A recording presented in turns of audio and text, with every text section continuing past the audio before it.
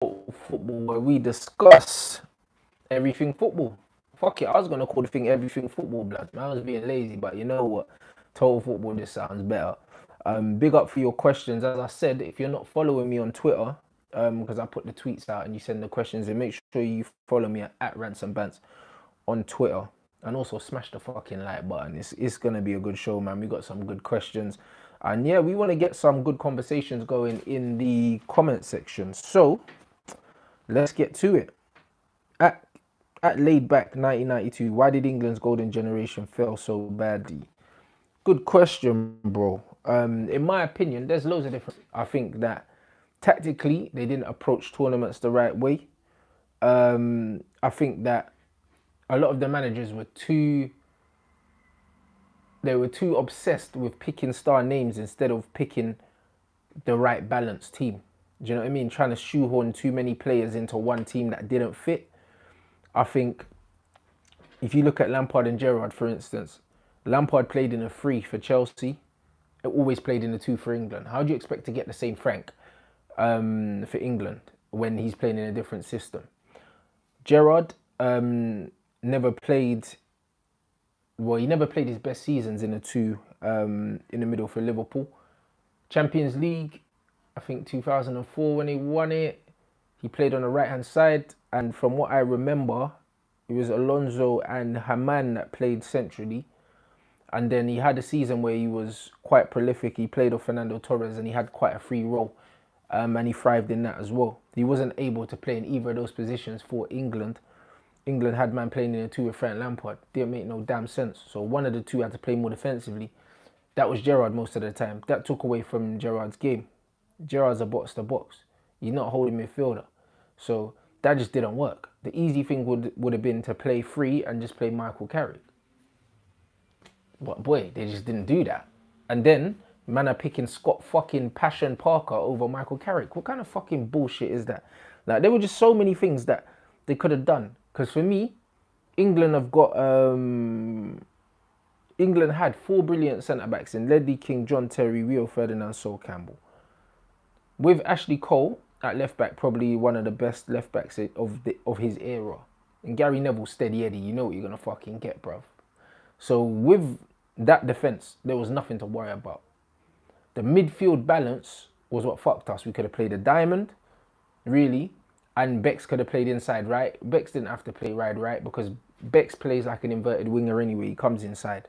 He does that. Do you know what I mean? Bex, we always used to have Gary Neville overlapping down the outside. We'd use Gary Neville as a decoy and whip the crosses in from early. Very seldom did Bex get right down the outside to the byline and whip it in. He never needed to. So Bex could have easily played right of a diamond. Joe Cole could have played the tip of the diamond. Do you know what I mean? But instead of playing that, they played Joe Cole on the left wing. That left wing plagued us. Ryan Giggs is another reason why the man weren't that good. Because if Giggs decided to go from England schoolboys to England first team, I think that would sort it out our left-hand side.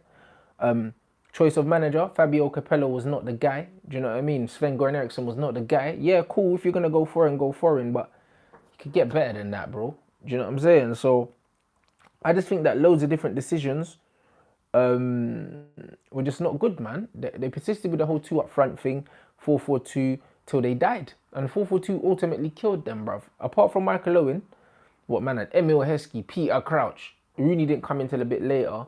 Fucking Darius Vassell and them man there, bruv. What?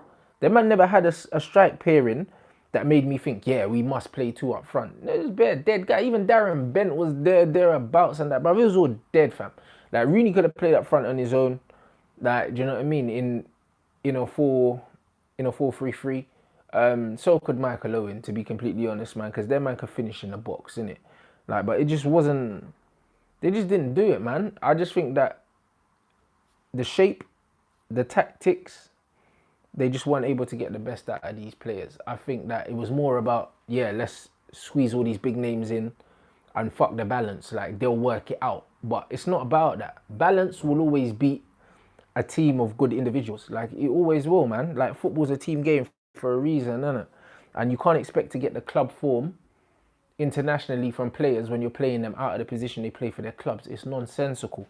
So, in my opinion, all of that coupled with the immense pressure from the media that these men couldn't take I think it was just too much for them. Let me know your opinions on that. That's a very good question to start. The next one, at Mr. Max Son, what do you think the quality of the players? What do you think the quality of the players and in general quality of football dropped off so badly? Why do you think? Cool. Since the 90s, 2000s. I think there's several things. I think the style of play's changed. I think the game's a less technical game now. It's more of an athlete's game. I think that there's a lot more money in it now, so there's less stimulus, emphasis on being the best player you can be. A lot of players are coming out of the academy driving driving Ferraris, bro. Like, man are 19 years old with no first team appearances on 20 bags a week. What incentive is there to be the best player you can be? You can literally just be a journeyman around football, make a great wage, be a millionaire. There's that. I feel, yeah, I just feel, and also, hold on.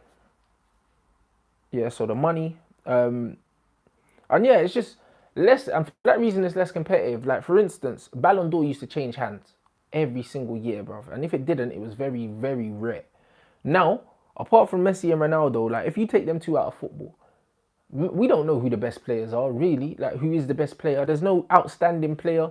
Like, it's all, everyone just kind of merges into one blur, bruv. Do you know what I mean? And back in the day, there were so many man. When you was thinking about, like, Kaká, like, Rivaldo, Nedved's, Zidane's, like, you could just go through midfielders, Raquelme's and all of that, yeah. There was just so many bad ballers and you were just like, bruv, I'll take any of them. Now when you're looking in football, yeah, that even with strikers, I could name 20 wavy strikers in that era, yeah. And then now when you're looking at strikers now, you're looking at Real Madrid got Benzema, bruv. Like, bro don't even score goals, blood. You know what I mean? Whereas before, them man had Raul, Van Nistelrooy, like R9. These men had real skeng, man. Now they got Benzema, blood. Do you see what I mean? Fuck's sake. It's mad. And that's just what it is. Look, Man United got Rashford now. Man had Cantona before. Man had fucking Van Persie, Van Nistelrooy, like Dwight York, Andy Cole, Teddy Sheringham, all these wavy, but man got Rashford now. Like, it's just, the quality's not there, guys. The quality's just not there.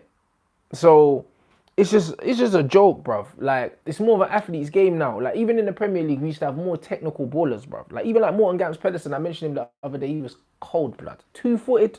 You had man like Laurent Robert, fucking David Ginola, even Two Guy was techie. Mark Viduka was techie. He was a fat you, yeah, but he was techie, bruv. Man couldn't tell me. Mark Viduka, yeah, first touch, bruv, silk pillow.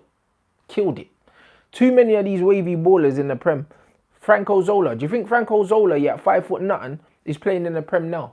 And Paolo Di Canio with no pace and no physical size. Like, no. If you're under 6 foot, yeah, unless you're Sergio Aguero, yeah, and just wavy, you'll struggle.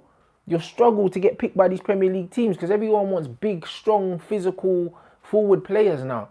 Like, the game is completely changed and it's gone away from the emphasis on technique and skill, and it's more an athlete's game now. And I think because of that, we're seeing less technically gifted footballers. We are. Like, the emphasis is definitely on speed, power, yeah, and things like that. And that is only to the detriment of football. And that's the reason why Angel Gomez ain't getting games for Man United right now. And it's stuff like that, bruv. Like, so that is massive. And I could go on all day. And even the art of defending, guys, again, look at the golden generation I just said about England, England's teams now, yeah. Look at England's centre-backs now. None of them, man, couldn't lace boots, blood. None of them. Harry Maguire is the only centre-back that's good on the floor and can defend, that could potentially, yeah, you could even speak about in the same breath as the previous guys, and he's not at that level. But John Stones, dead. Cahill, dead. All these men, dead, bruv. Like, do you know what I mean? The art of defending has died. That's why attacking players are scoring 50, 60 goals a season. Back in the day, man used to get chopped down, cuz. Chopped down. You think, you're not running past 4 man and that, bruv. The 5th man's cleaning you out. You're not even getting a free kick. So, it's just like, yeah, there's just so many different things. So many different things, man. Let me know what you think, guys. But honestly, I could go on all day because there's so many different things. But I do genuinely think the standard and quality of football has dropped drastically. You've just got to look at the team that you support now, yeah, and see how much better they were, apart from Liverpool and Man City. Do you know what I mean? But like, look at the team that you support now. Look at the ballers. Even at Everton, people like Steven Pienaar, underrated, mad techie. You know what I mean? Arsenal, their man have never got another Vieira. They'll never get another Vieira back, bruv. Them kind of players don't exist no more. Even Manu Petit, yeah, who man didn't realise how wavy he was. You look at him now, bruv. He's better than all their centre mids. So that's just an example there for you guys. Next one, opinion on Ronaldo and Messi. And that's at Matola24. My opinion on Ronaldo and Messi, yeah, is an unpopular one, yeah, amongst a lot of United fans, because a lot of them are diehard Ronaldo, whereas I'm Team Messi, innit? And a lot of people will pull out numbers and say, yeah, but Ronaldo scored this amount of goals and that. Bruv, in my eyes, yeah, Ronaldo can only see Messi on paper. In real life, Ronaldo's not even, he's not on the same level as Lionel Messi, bruv. He's not. Do you know what I mean? And this will upset a lot of people. I genuinely don't care. And I'll tell you why. How I judge players in comparisons, it's not just what you see on paper, it's also what these men can do, innit? Like, I can name you a bag of things that Messi can do that Ronaldo can't. You can't really name me anything outside of physical attributes, running fast, winning headers, that Ronaldo does better than Messi or even level with Messi. Messi's better dribbler, he's a better passer, he's a better shooter in terms of accuracy. Like, Ronaldo scores loads of goals and that, like, but Messi just got way more finesse, bruv. Like, even when you look at how Ronaldo strikes his free kicks compared to Messi, Messi just whips them in the top bins, bruv. Ronaldo knuckleballs them and he doesn't know where they're going to go. Like, he just wants to hit the target and it's the power that beats the keeper. Messi beats the keeper with placement. Do you see what I mean? Like, Messi can unlock your defense from 40 yards from goal with like a slide rule, grass cutter ball with the outside of his foot and take 6 man out. Like, Messi is just different. You know what I mean? Anything Ronaldo can do with a football, Messi can do with a fucking ping pong ball, blood. I'm literally convinced of it. Like, Messi is God level for me in football. Like, Ronaldo's elite, but for me, Messi's a level above with the Ronaldinho. Like, where it's like, them man do stuff with a football that you just have to scratch your head and just be like, all right, cool. Only they can do that. So for me, I don't even think it's close, the Messi and Ronaldo thing. I don't, innit? On paper it is. Ronaldo transformed his game and he's become mad efficient. And a lot of people are going to say, how can you say that about Ronaldo? He scored 60 goals here and that.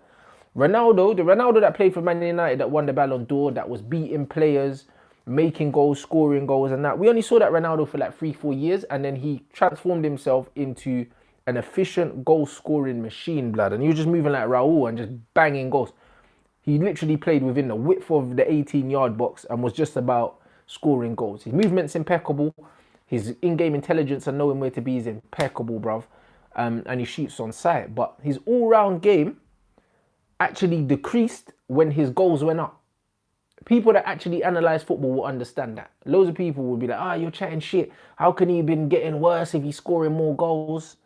I'm not saying he's getting worse, but he contributed less as a team player when he started scoring more goals, bruv. Do you know what I'm saying? And that's just what it is. Ronaldo transformed himself into an old-fashioned kind of centre-forward, whereas Lionel Messi was still doing the all-round assists, everything, goals, and still scoring a similar amount of goals whilst offering his team a lot more, like off the ball and also outside the box. So for me, like, Messi's on his own in football at the moment. I think Ronaldo will keep up on the stat sheet because he'll continue to be an impeccable goal scorer. If anyone says, yeah, Ronaldo's the best goal scorer of his generation, I'm not going to argue that. But the best footballer of his generation is Lionel Messi, bruv. Like, and I don't even think it's close. Let me know what you think in the comment section. And don't just say, you're chatting shit, Ronaldo's better than Messi. If you think that Ronaldo's better than Messi, tell me why, guys.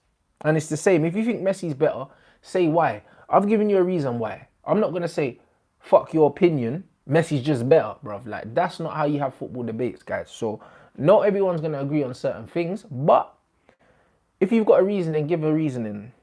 All right, next one. At the real Kral or something, Krale, greatest football player ever. See the question, it says greatest football player ever. So for me, Ronaldinho, my guy, blood. Ronaldinho fucking Gaucho, blood, my guy. The best football player ever. Ever. I'm telling you, fam. You see, when I see the best football ever, that don't mean the best goal scorer. That doesn't mean the most consistent player ever. That doesn't mean the best player, the player with the best numbers. It means the best football player ever. This guy has done things on the football pitch that I've never seen, you've never seen, and you will never see again from anyone else. He's that good. Ronaldinho is God level, blood. His ball manipulation is so good. I feel like man can move the ball without touching it, blood. I feel like the ball is an extension of his body. That's how good Ronaldinho is. Ronaldinho's so good, them man started making adverts for him, blood. Do you understand how good he is? They started making adverts for him. Before Ronaldinho, man weren't making adverts like that. They made the Brazil airport advert and that was cool. Ronaldinho was doing Nike freestyle adverts, blood. Like, man never knew that footballers could do these things with a ball until Ronaldinho did it. Before it was all steady Eddie, kick-ups and that, then Ronaldinho started doing around the world and passing the ball off his bum and shit. Bruv, the guy's different. No one can't tell me nothing. It's one of them ones where, like, Ronaldinho had man sitting down just thinking, how the fuck did man do that? For time.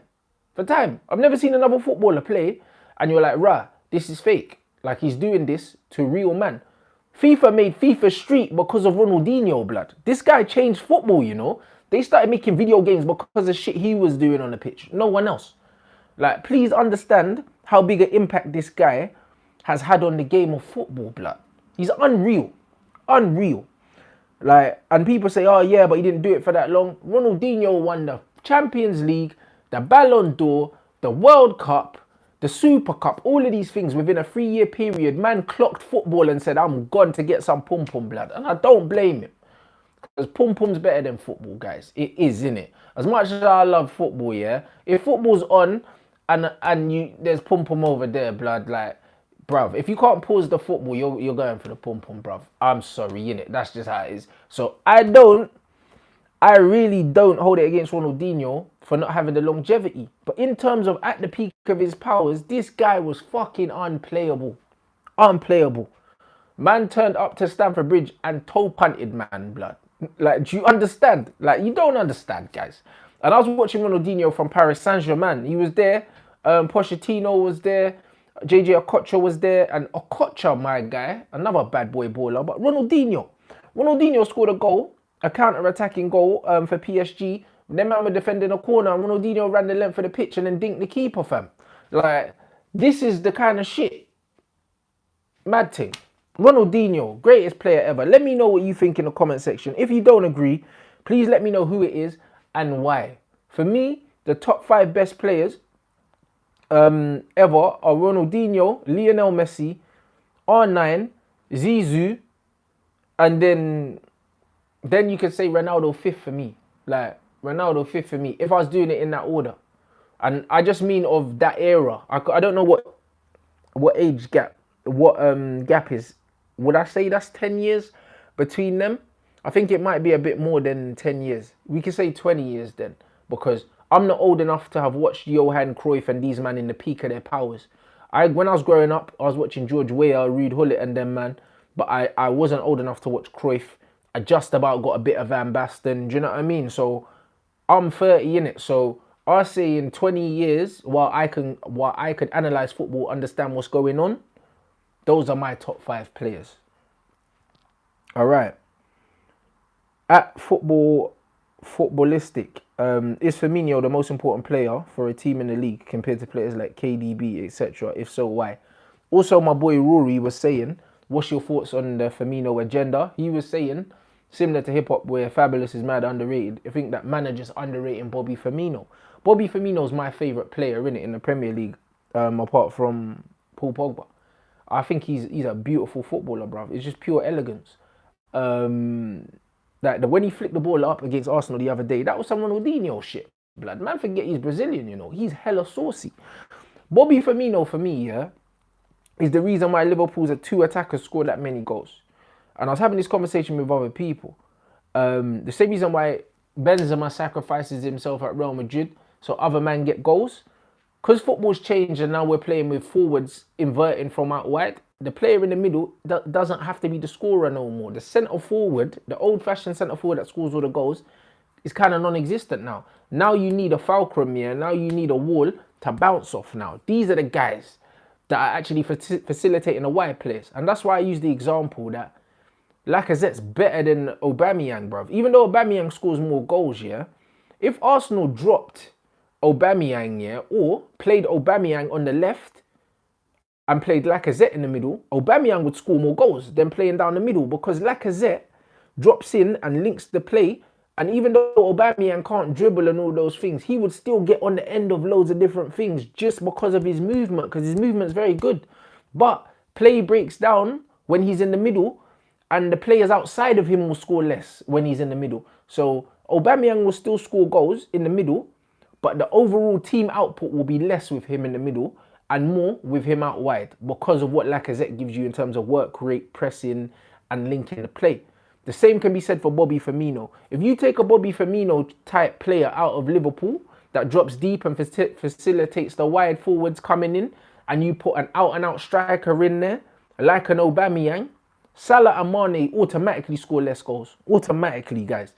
And if you understand football, you know this. Bobby Firmino is pivotal in Mane and Salah scoring the amount of goals that they score, because he's the guy that holds the ball, that allows them to go past him so he can play them in or someone else can play them in. Without that guy coming short and holding the play up and then either playing it back so it can go forward or flicking it so it can go that way. Without that, these man's runs are obsolete. Not every day Salah's going to pick up the ball and run past 6 man, bruv, like he breezed out David Luiz. Yeah, that's not going to happen every game. So I think Firmino is so underrated. It's unbelievable. In terms of how the team play, he's about as integral as it gets in the league for me. I think Pogba's the same for United. You take Pogba out that Manchester United team, even when Pogba's not playing well, you take him out, that United team ain't finishing in the fucking top 10. I think Pogba's even more crucial because United is shit. But in terms of a specific style of play, I think that Bobby is fucking crucial for Liverpool's attack, bro. That's why I call him Bobby Schmurder, blood. You get me? Because he's cold, fam. Let me know what you think in the comments. Who would you say is more pivotal in their team's style of play than, say, Firmino is for Liverpool? I like Firmino, so I watch him a lot. I don't watch full 90 minutes of every team in the Premier League. So if you support a team outside of the top 6, do you know what I mean? Like if you support Everton or Wolves on that, maybe you might know who's your ticker on that. Who's your ticker? Let me know if you think that he's more crucial to the way your team plays than Bobby is for Liverpool. Next one, modern_fan. If you could make a 5-a-side team from the teams we faced in the quarterfinals to the finals of the 99 Champions League, who would you pick? Sick question, my dog. Okay, well, we played Inter Milan, Juventus, and Bayern Munich. So, in goal, Oliver Kahn. It would have been Kahn or Peruzzi. For me, Peruzzi wasn't as good as Kahn. Kahn and Schmeichel in that era were like the two bad men. Defensively, Javier Zanetti, I think he's one of the best fullbacks ever. But in 5-a-side, there's no fullback. I mean, I just play him in defence. I'll only have one defender because I'm an attacking kind of guy. Lothar Matthäus was there actually at Bayern, but I prefer Zanetti, bro. Yeah, fuck Matthäus. Midfield, Zizou and Edgar Davids for sure. Yeah, Zizou, Edgar Davids, and then up front would be Ivan Zamorano, blood, because Zamorano was a bad man, fam. Bad man. You know when you're talking about real skeng man strikers, Ivan Zamorano was bad. You see Zamorano and Salas, bro, but them man were doing up wickedness, bro. This was the era where there was 20 bad man strikers in Serie A. Every team had 2 skeng man. Every team. Vieri, like fucking Batistuta, Adriano, all these man. All these man, like the league was stinking, bruv. Del Piero, George Weah, like the thing was filth, just strikers everywhere. Do you know what I mean? And in them eras, you got all Cliverts and all them man there. Like it was a mad thing. Trezeguet, boom, boom, boom. You could keep going. Like every team had 4 bad men. So for me, if I want to play a striker, I play Zamorano. Also, Andrea Pirlo was actually playing for Inter Milan, you know, but he was on the bench. So that's the only reason why I left Pirlo out. But if it wasn't form or anything like that, Pirlo has to play in my 5-a-side team. So I'll probably take the striker out and just play Zizou up top, bruv. I don't care, innit? Because I just like tech, fam. You know what I mean? Like, Zamorano's a skeng, man. But on a small pitch, man, I know Zizou would do up bits anyway, bruv. And Edgar Davids is your archetypal street baller, bro. Like, so 5-a-side, you know Edgar Davids has got the sauce. So, guys, if you remember, like, if you're old enough to remember these man play, because I know I got a lot of young followers, let me know your 5-a-side. That's a very good question. Next one, Ronan Wright. What do you make of the recent spike in racial abuse of footballers reported by the media? What, if anything, can be done by clubs, fans, press, media to address the worrying trend? Simple. When a team does that, make them play behind doors, closed doors, or ban their fans from coming to the game, bro. And then you'll just play at home as the away team because you'll have no fans. Imagine playing at Old Trafford and boom, how many away tickets do they give? I'm not entirely sure. I'm just going to throw out a figure. Say the other team's allowed 10,000 and we're allowed the other 65,000. Imagine Man United playing in an empty stadium with 10,000 away fans, blood, because their fans are moving mad like that. No better punishment than that. That'll fuck these man up. Do you know what I'm saying? That will fuck them up. When man know that you've already paid for your season ticket, but you're not allowed to go. You've paid for the game, you can't go. That will sort them man out. Do you know what I mean? As much as I like walking off the pitch and all that, but nah. If the fans aren't in the stadium, they can't do that. Do you know what I'm saying? So I think that that's what these men should really be doing. Show that they really care about racism. Like, but they don't care. You know what I mean? I'm going to be real. They don't give a shit. This has been going on in every country in Europe for ages. Some is more overt, more covert than others. You know what I mean? And the Italy thing, man, I don't even know why a black man go there, if I'm honest. Like, Moise Kean left there and then Lukaku goes there. Like, it's just like, bruh, nah, man. Like, what's the price for your peace of mind, innit? You couldn't pay me enough. Let me know if you got any other suggestions in the comment section, guys. And last but not least, at Lenny Prince. Do you think Pep has influenced the world of football with his playing style and tactics? So many coaches seem to be adopting it. I was having this conversation the other day. I think that Pep Guardiola gets way too much credit, in all honesty. Pep Guardiola's football system comes from a Johan Cruyff system, bruv. Like, he didn't invent it himself, bro. This total football thing, the Dutch way of playing, and the little triangles all over the pitch and all these things, Pep didn't invent it, bro. Like, even when you look at Louis van Gaal, yeah, Louis van Gaal's football is very similar to Pep Guardiola's, just without the freedom.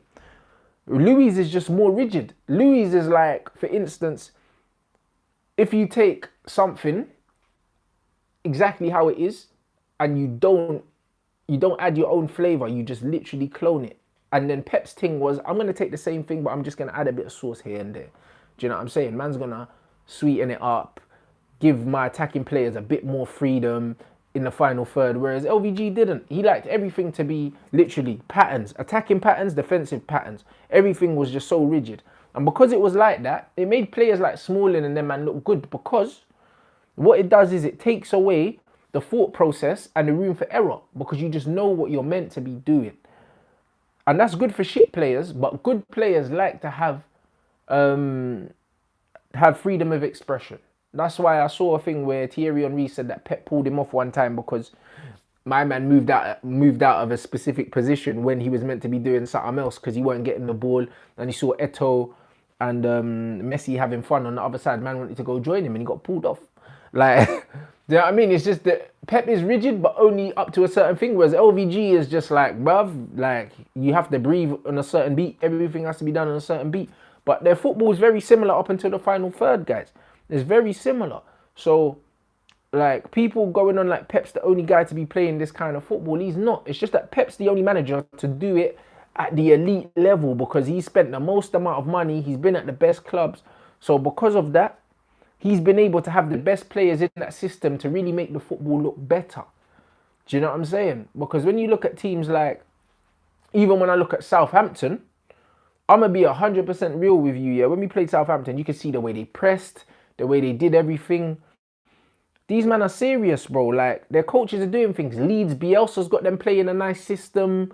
Wolves are playing a system that's boring to watch, but is very effective. Even Norwich are playing beautiful football at the moment, guys. So I don't think it's a Pep Guardiola only thing. I just think that Pep Guardiola has shown it in its essence, in its like highest form of beauty with the best footballers, and Lionel Messi, one of the greatest footballers, definitely the greatest of his era, and one of the best ever.